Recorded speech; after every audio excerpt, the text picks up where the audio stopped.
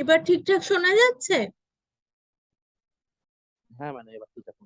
ধরো আমি স্ক্রিনটা শেয়ার করি। আচ্ছা, আমি আমার ভিডিওটা অফ করছি যাতে মানে ব্যান্ডউইথটা ঠিক থাকে। এখান থেকে এবার দেখো, দেখো পুরো পরিষ্কার দেখা যাচ্ছে স্ক্রিনটা? হ্যাঁ হ্যাঁ পরিষ্কার দেখা যাচ্ছে। ঠিক আছে, দেখো এখানে আমি কি চাইছি যে একটা রেঞ্জের মধ্যে, আচ্ছা ছাড়ো, আগে প্রথমে একটা পারফেক্ট নাম্বার কি করে হবে সেটা দেখো, তারপর রেঞ্জটা শেখাচ্ছি। একটা নাম্বার পারফেক্ট কিনা কিভাবে, কি একটা নাম্বার পারফেক্ট কিনা সেটা ব্যাপারটা কি, যদি নাম্বারটার ফ্যাক্টর গুলো অ্যাড করি ওই নাম্বারটা বাদে, কারণ একটা নাম্বার তার তো ফ্যাক্টর হবেই, তাহলে অ্যাড করলে ওই নাম্বারটাই যদি আসে তাহলে সেটা পারফেক্ট নাম্বার। তাহলে আমি নাম্বারটা হুম এন্টার করি, এইটা ধরো আমি তো এই ফ্যাক্টরস গুলো প্রিন্ট করেছি, আমি এইটাকেই মডিফাই করছি। তাহলে যদি নামটাকে আই ডিভাইড করতে পারছে, তার মানে আই হচ্ছে ফ্যাক্টর, তখন আমাকে হুম কি করতে হবে, একটা ভেরিয়েবল সাম করতে হবে। তাহলে একটা ভেরিয়েবলের মধ্যে আমি সেই ফ্যাক্টর গুলোকে অ্যাড করে রাখবো। এবার তারপর যখন ফর লুপটায় সবকিছু পেয়ে গেলাম, তারপর আমি যদি চেক করে নিজে যে সামটা আমি করেছিলাম সেটা ইকুয়াল টু আমার অরিজিনাল যে নাম্বারটা ছিল তার সঙ্গে ইকুয়াল কিনা। যদি ইকুয়াল হুম হয়, অ্যাকচুয়ালি সাম এখানে একটা কিওয়ার্ড, তার জন্য সামটা এরকম গ্রিন কালারে দেখাচ্ছে। Let us take some one.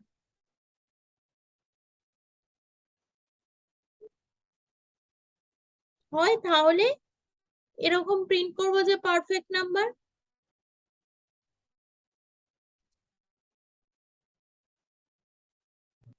এবার আমি 6 এন্টার করছি, দেখো এটা পারফেক্ট।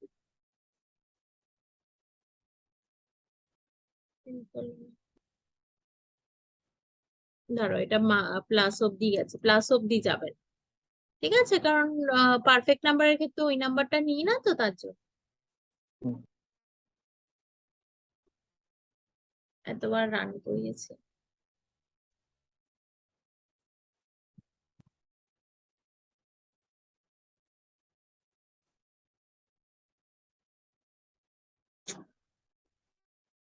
দাঁড়াও, নতুন একটা নোটবুক খুলতে হবে, এরকম ঝামেলা করে।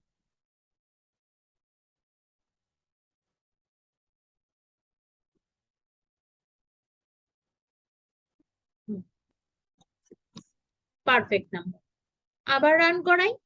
এবার আমি 45 দিলাম, এটা কিছু বলছে না কারণ আমি এলস কন্ডিশনটা লিখে দিই, তাহলে ব্যাপারটা ভালো আসবে। Print not perfect.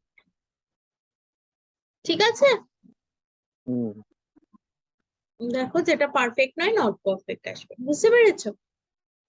হুম এবার তুমি কত নাম্বার এরকম দিয়ে দিয়ে দেখবে ওটা পারফেক্ট কি না পারফেক্ট। আমি যদি চাই যে একটা রেঞ্জের মধ্যে প্রত্যেকটা নাম্বার আসবে আরো চেক করবে weather it is perfect or not, তাই না? সেটা বেশি ভালো নয়? তাহলে হ্যাঁ যতগুলো আমাকে দেখিয়ে দেবে পুরো যে পারফেক্ট কটা আছে, আমি দেখে নিতে পারবো। ওরকম একটা তো আমি প্রোগ্রাম রাখতেই পারি, অ্যাপ্লিকেশন রাখতেই পারি যে আমাকে দেখিয়ে দেবে। তুমি যে হুম নেট করলো, তোমার ধরো কিছু কনভার্ট করতে হবে, ধরো তুমি মিটার টু হুম সেন্টিমিটার কত কনভার্ট করে দেখে নিতে চাও, তুমি কনভার্টটা অন করো, হুম তুমি মিটারে দাও, আর তুমি নিজের একটা কনভার্টার বানিয়ে রেখে দাও কম্পিউটারে, যখন দরকার ওটা খুলে রান করা, কনভার্ট করে নাও, তাই না?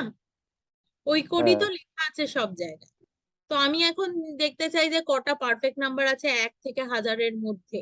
তাহলে আমি কম্পিউটারে ইন্টারনেট খুলে আমি বললেই ও দেখিয়ে দিচ্ছে, বা কোথাও কোনো অ্যাপ থেকে দেখিয়ে দিচ্ছে, তো আমি আমার একটা প্রোগ্রাম বানিয়ে রেখে দিতে পারি, সে দেখিয়ে দেবে, তাই না? তো এইটা হুম করার জন্য একটা তো তুমি বুঝতে পারছো যে একটা নাম্বার পারফেক্ট কিনা জানার জন্য একটা ফর লুপ লাগবে। আবার আমি হুম বলছি কি, বোঝাও একটা রেঞ্জের মধ্যে দেখো যে 1 থেকে 1000-এর মধ্যে কটা পারফেক্ট আছে, তাহলে এখানে দুটো ফর লুপ লাগছে। যখন আমরা এইরকম ভাবে ফর লুপ ইউজ করি একটার ভিতরে আর একটা, কারণ ওই ফর লুপটা রাখছে কি, আমি এই প্রথম নাম্বারটা আসবে সেটা পারফেক্ট কিনা চেক করবো, দ্বিতীয় নাম্বারটা আসবে রেঞ্জের, তাকে পারফেক্ট কিনা চেক করবো, তাহলে একটার ভেতরে একটা, তাহলে নেস্টেড লুপ বলা হয়। এটা এখানে নেস্টেড লুপ করি, দেখো কিভাবে করতে হয়। আমি এখানে বাইরের লুপটাকে যে দিয়ে নিচ্ছি, যেহেতু আই আমি ডিক্লেয়ার করে দিয়েছি, আই ইন রেঞ্জ 1 থেকে 1000 হলে এই অবধি 1001। এবার এই লুপের মধ্যে এই লুপটা যেহেতু, এটা কিন্তু আমাকে সরিয়ে দিতে হবে ট্যাব। আর এখানে ইন্ডেন্টেশন খুব ইম্পর্টেন্ট, কার আন্ডারে কে ব্র্যাকেট নেই, ওকে ইন্ডেন্ট করেই বোঝাতে হয় যে কার আন্ডারে কি। এই ফেলসটা এটা। এবার এখানে তো আর আচ্ছা। পারফেক্ট নাম্বার এরকম ভাবে করতে চাই না, একটা লাগবে, সেটা হচ্ছে সামটা ওই এ কিনা সেটা আমি বলছি কিভাবে। তো এইবার আমার প্রত্যেকটা নাম্বার কি, যে সেই লুপটা করছে আমার যে, তোমার পারফেক্ট কিনা চেক করতে হবে, তাহলে নামের জায়গায় আমার যে দিতে হবে। আর এই নামটা দরকার নেই, আমি তো একটা রেঞ্জের মধ্যেই করব। তাহলে আমার হুম যেটা পারফেক্ট কিনা চেক করতে হবে, 1 থেকে যে যাবে। এবার আমার যে হুম কি, কে ডিভাইড করে দেখতে হবে যে ও প্রত্যেকটা হুম আই থেকে ডিভাইড করতে পারছে কিনা। যেই আই গুলো করতে পারছে সে সামে যাবে। এইবার যদি ওই সাম ওয়ানটা ওই কার সঙ্গে ইকুয়াল হয়, জে এর সঙ্গে ইকুয়াল হয়, তাহলে তাকে আমাকে প্রিন্ট করতে হবে। প্রিন্ট জে, প্রিন্ট জে, তাহলে ও পারফেক্ট, হুম তাই জে কে প্রিন্ট করছে। আর এই লুপটা থেকে বেরোনোর আগে আমাকে কি করে দিতে হবে, সাম ওয়ানটাকে ফাঁকা করে দিতে হবে। কারণ পরের বার যখন আবার পরের নাম্বারটার জন্য পারফেক্ট নাম্বার চেক করবে, সেই সামটা তো কন্টেনারটা ফাঁকা চাই, কারণ প্রত্যেকটা নাম্বার সে আবার অ্যাড করবে। এবার এই যেটাকে আমি প্রিন্ট করছি, এখানে একটা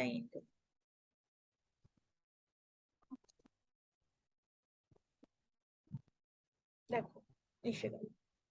এতর মধ্যে এই কটা আছে, হুম। এটার মধ্যে এই কটা আছে। আচ্ছা ম্যাডাম, তাহলে আগের ইয়েটা চলে চলে গেলে কেন? আপনি যে ইয়ে 1000 দিয়েছিলেন, 28 সামথিং একটা এসছিল, ছিল, ওটা চলে গেল ওটাও কেন? এসছে, একটু টাইম লাগলো, অত বড় দিয়েছিলাম না। দাঁড়াও দেখাচ্ছি। হুম আচ্ছা, ও আয় হয়ে গেছে, এসছে, একটু টাইম নিয়ে তারপর এলো। এটা এখন এই হ্যাং করে গেছে।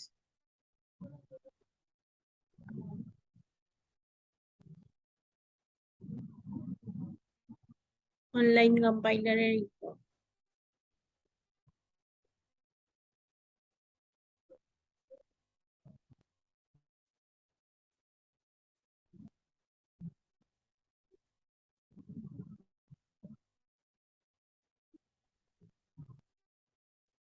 ঠিক আছে, এটা এলো তো, দেখি কটা এলো। এতগুলো এলো। এবার আমি আরেকটু বাড়াই, এটা কি কি এসছে দেখে রাখো, ঠিক আছে। হুম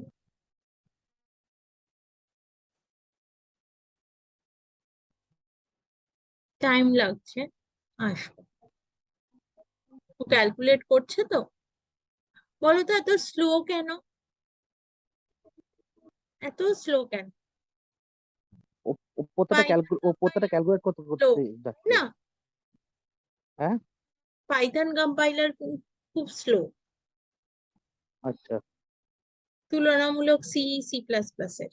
কারণ ওরা ডিরেক্টলি মেমোরিকে অ্যাক্সেস করতে পারে, পাইথন পারে না। নেই এক্সট্রা, এই কটাই আছে। অত দূরে দেখি 2 করে দিই এটাকে।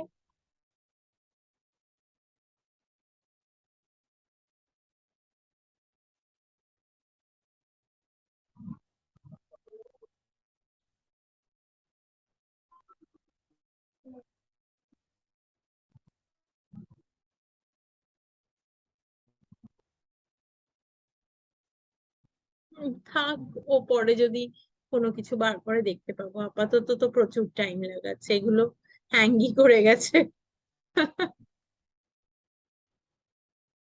কি অবস্থা, একটা ফর লুপের সামান্য ক্যালকুলেশন দিলে যদি হ্যাং করে দেয় কি হবে। আচ্ছা, এবার আমি বলি, তাহলে এই ধরনের নানান রকম হয়। এবার ফ্যাক্টোরিয়াল অফ এ নাম্বার বার করা যায়। ফ্যাক্টোরিয়াল অফ এ নাম্বার কি? ফ্যাক্টোরিয়াল অফ এ নাম্বার, ধরো আজকে আমি তোমাকে ফর লুপ পড়ালাম, ফর লুপ রিলেটেড যে যত ধরনের প্রশ্ন হয় আমি তোমাকে দিয়ে দেবো, সেগুলো তোমাকে হুম, একটুখানি মানে দেখতে হবে, তাই না? হ্যাঁ।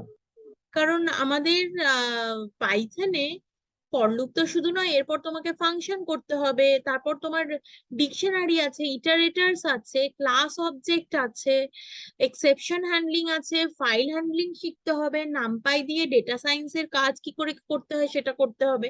তার জন্য ফর লুপে আমি এখন ফর লুপের অজস্র প্রোগ্রাম, প্রত্যেকটা লজিক বলা তো সম্ভব নয়, তোমাকে একটু নিজেকেও দেখতে হবে। আমি তবুও যেগুলো খুব ইম্পর্টেন্ট আমি বলে দিচ্ছি।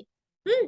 ঠিক আছে। এ- এবার ফ্যাক্টোরিয়াল অফ এ নাম্বার মানে হচ্ছে, যদি আমি বলি 5 ফ্যাক্টোরিয়াল, 5 ফ্যাক্টোরিয়াল মানে হচ্ছে 1 into 2 into 3 into 4 into 5। ঠিক আছে? তার মানে 1 থেকে ওই নাম্বারটা অবধি গুণ করলে যেই নাম্বারটা পাই সেটাই ওই পার্টিকুলার নাম্বারের ফ্যাক্টোরিয়াল। তাহলে আমি কিভাবে ফর লুপ দিয়ে আমি 1 থেকে ওই নাম্বারটা অবধি পেয়ে যাবো? তাহলে নাম আমি একটা ইনপুট নিয়ে নিই।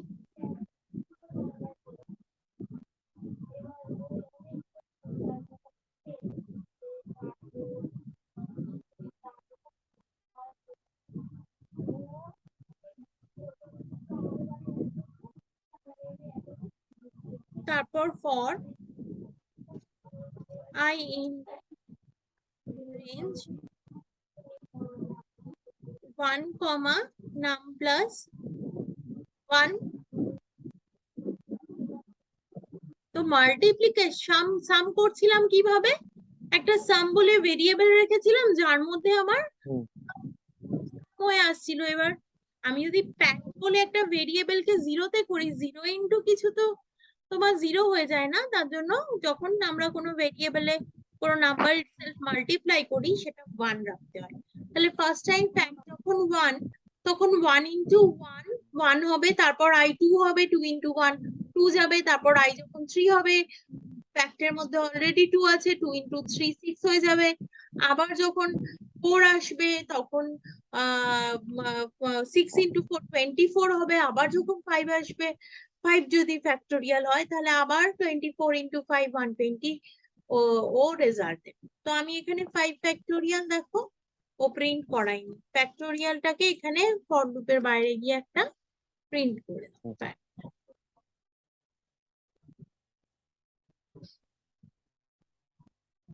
ঠিক আছে? বোঝা গেছে? হ্যাঁ ম্যাডাম। তুমি বড় নাম্বার এটা দাও, মানে বলো। এখানে যদি আমি যেটা রেঞ্জও তো ধরতে পারি না, রেঞ্জ নিয়ে তো করতে পারি না। হ্যাঁ, রেঞ্জ দিয়েছো, এই তো রেঞ্জ মেথড ফাংশন দিয়েই তো করেছি, রেঞ্জ ফাংশন দিয়েই তো করেছি। কি বলছো আচ্ছা, বলো? না এখানে যেমন ধরুন আপনি, আচ্ছা আচ্ছা, রেঞ্জ একটা একটা করে, ঠিক আছে। না না, আমি আগে একটা ছিল না, যে 1 থেকে 10-এর মধ্যে যেগুলো হচ্ছে ওগুলো। ও ও হ্যাঁ, ওটাও করতে পারি। দেখো, তুমি সবার ফ্যাক্টোরিয়াল যদি বার করতে চাও 1 থেকে হুম এ অব্দি, তাহলে তোমাকে এরকম আরেকটা লুপ নিতে হবে। ফর জে ইন রেঞ্জ 1, 11, ধরো 1 থেকে 10-এর ফ্যাক্টোরিয়াল তুমি বার করতে চাও প্রত্যেকটা নাম্বারের, তাহলে তুমি একে ট্যাব দিয়ে হুম সরাও, একে ট্যাব দিয়ে সরাও।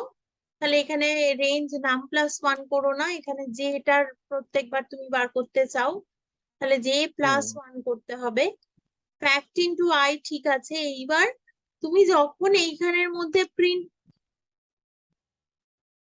তোমার যেই ফ্যাক্টোরিয়ালটা হয়ে গেল তুমি প্রিন্ট ফ্যাক্ট করবে, তারপর বেরো হুম ওই ওই লুপে যে ফেরত যাওয়ার, বাইরের লুপে ফেরত যাওয়ার সময় ফ্যাক্টকে আবার 1 করে দিতে হবে, সো দ্যাট পরের নাম্বারটার ফ্যাক্টোরিয়ালের সময় ওটা যেন আবার 1 হয়ে যায়। তার জন্য তাহলে আমি, ধরো নাম্বারটা চাইছে, নাম্বারটা এখানে দরকার নেই, এই নাম্বারটা এখানে দরকার নেই, আমি তো রেঞ্জ বলেছি। দেখো, 1 এর ফ্যাক্টোরিয়াল 1, 2 এর ফ্যাক্টোরিয়াল 2, 6 এর ফ্যাক্টোরিয়াল 6, 4 এর ফ্যাক্টোরিয়াল 3 এর ফ্যাক্টোরিয়াল 6, 4 এর ফ্যাক্টোরিয়াল 24, 24 এর ফ্যাক্টোরিয়াল 120, 6 এর ফ্যাক্টোরিয়াল কিন্তু 720, কারণ 120-র সঙ্গে তুমি 6 মাল্টিপ্লাই করো 720, আবার 720-র সঙ্গে তুমি 7 মাল্টিপ্লাই করলে এটা আসবে। সবের ফ্যাক্টোরিয়াল তোমাকে দেখিয়ে দিই। রেঞ্জটাকে তুমি বাড়াতে পারো, এখানে যত রেঞ্জ তুমি বাড়াবে তত অব্দি ফ্যাক্টোরিয়াল তোমাকে দেখাবে। আচ্ছা ম্যাডাম, আমি প্রথমে ফ্যাক্টোরিয়ালটা দেখালাম, আবার লাস্টও দেখালাম, কেন এটা কারণটা একটু বলবেন? কোথায় বলো? একদম স্টার্টিং এ ফ্যাক্টে 1 রেখেছি, যখন ও লুপের মধ্যে ঢুকছে তখন তো ফ্যাক্টোরিয়াল ক্যালকুলেট করবে, 1 রাখতে হবে। এবার যখন তুমি এখানে একটা নাম্বারের ফ্যাক্টোরিয়াল ক্যালকুলেট করে নিচ্ছ তখন ফ্যাক্টে 1 থাকছে, 1টা যদিও 1ই, অসুবিধা হবে না, কিন্তু পরের বার কিন্তু ফ্যাক্টে 2 আসবে। এবার ফ্যাক্টে যখন 2 হয়ে যাচ্ছে তাহলে পরের বারের জন্য যখন মাল্টিপ্লাই হবে 2 এর উপরে মাল্টিপ্লাই হতে থাকবে, তখন তো আমাকে ফ্যাক্টে আবার ওর ইনিশিয়াল পজিশনে করে দিতে হবে না? বুঝতে পেরেছো? ধরো একটা কন্টেনারের মধ্যে